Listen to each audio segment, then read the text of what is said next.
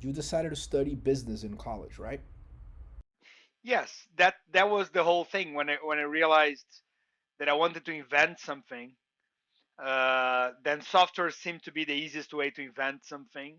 But then the next realization was anything that you invent that can be remotely successful, you're gonna have a business behind. And I think I realized this when I heard the whole story about General Electrics, right? And I think I was at school when I remember if I read on a magazine about business, or I was looking to maybe National Geographic or something, and it was the first time that I learned that Thomas Edison was the founder of General Electrics. That the whole purpose of General Electrics was to sell the light bulbs and the stuff that he created, and then he was even more than an inventor. He had a whole bunch of scientists working for him. He had like Nikola Tesla helping him out for some time until they split up.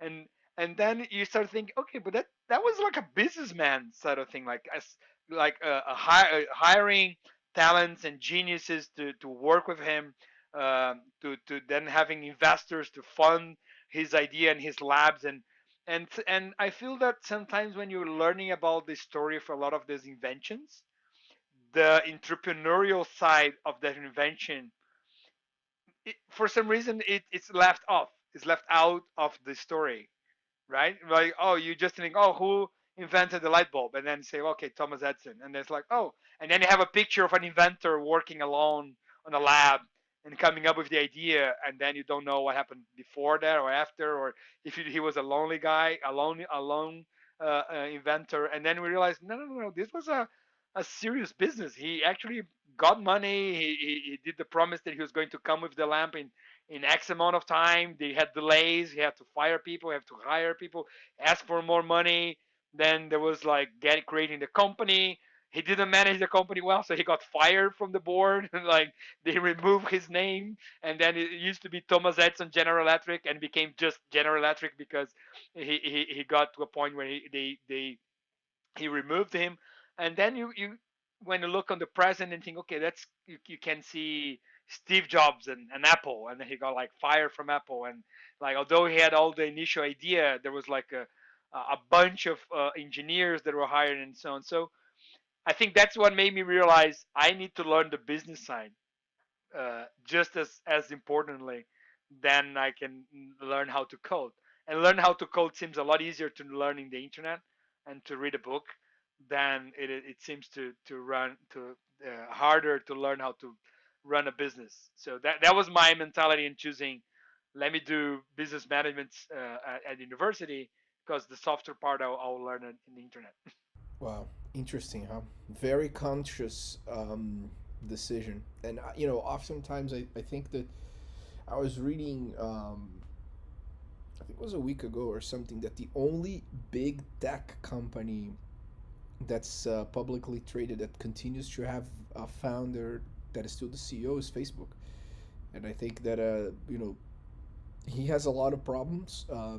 Like no other founder wants to work with him, right? Like, but with Zuckerberg, Instagram, WhatsApp. I mean, typically those two acquisitions saved that company, but Yep. uh, it's surprising that Amazon was also one of the last ones, and now, right, like he isn't there anymore. But in general, I think that all these companies, the CEOs left once they got into what, like, Peter Thiel would consider the uncreative part of it, right?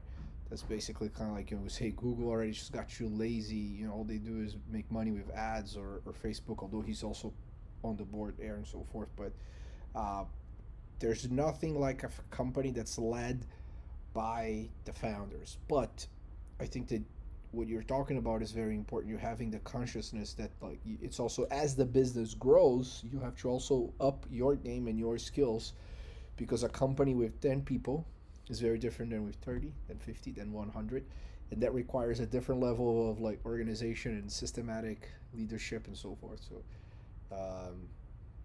interesting.